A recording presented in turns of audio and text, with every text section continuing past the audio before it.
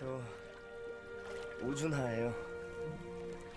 어머, 인사가 늦었네요. 전 성주희예요. 수원에서 왔어요? 네, 저도 집이 수원인데 외삼촌 집에 놀러 왔어요. 그래요? 우연의 일치네요. 필연 아닐까요? 네? 아니에요.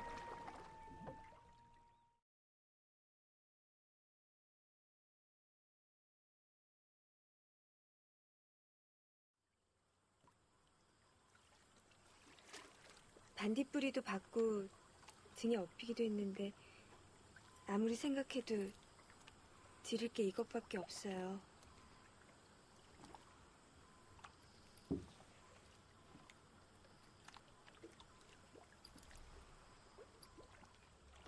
우연한 한 만남으로 시작해 사귀게 된 준하와 주희.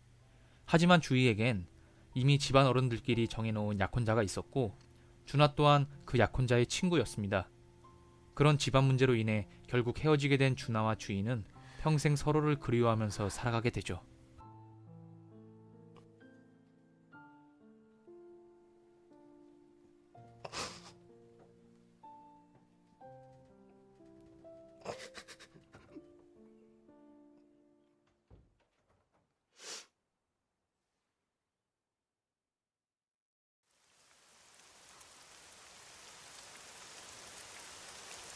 그 후 시간이 흘러 준하의 아들 상민과 주희의 딸 지혜 사이에도 여러 가지 일들이 생깁니다. 그리고 그 일들은 과거의 준하와 주희 사이에서 있었던 모습들과 비슷하죠. 지혜니? 안녕하세요.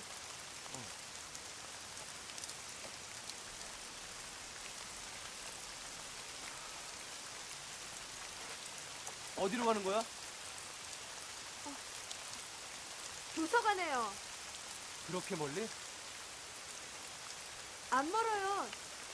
저기 건물마다 천막 밑에서 쉬었다 가면 돼요.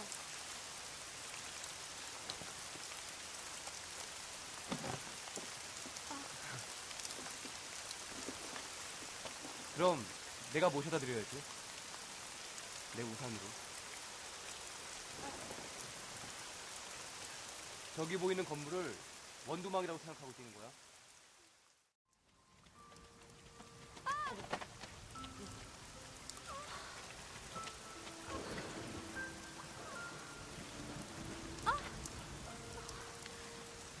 다리를 뜬 것 같아요. 엎혀요. 어서 엎히라니까요.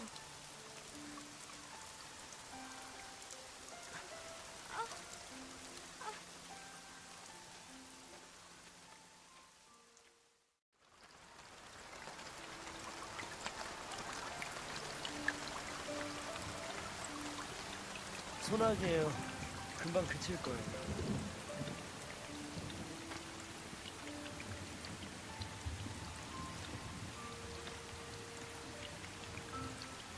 이걸로 닦아요. 비를 맞으며 원두막을 향해 달려가는 모습과 각자의 옷으로 그녀에게 묻은 빗물을 없애주려는 모습, 그리고 강에서 반딧불이를 잡아 그녀에게 반딧불이를 쥐어주는 모습이 비슷합니다.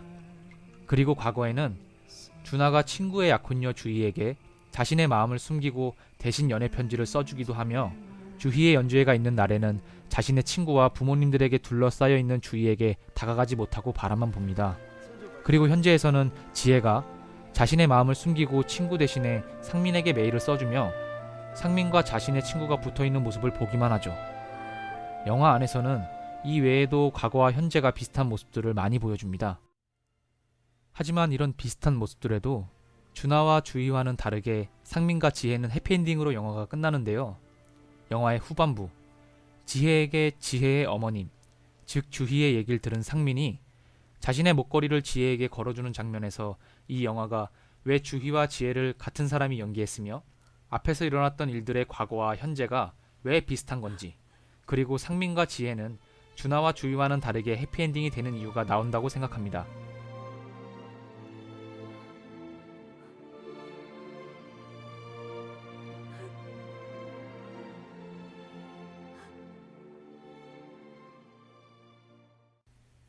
과거에 자신의 목걸이를 준하에게 준 주희와 그 목걸이를 자신의 목숨보다 소중히 여긴 준하.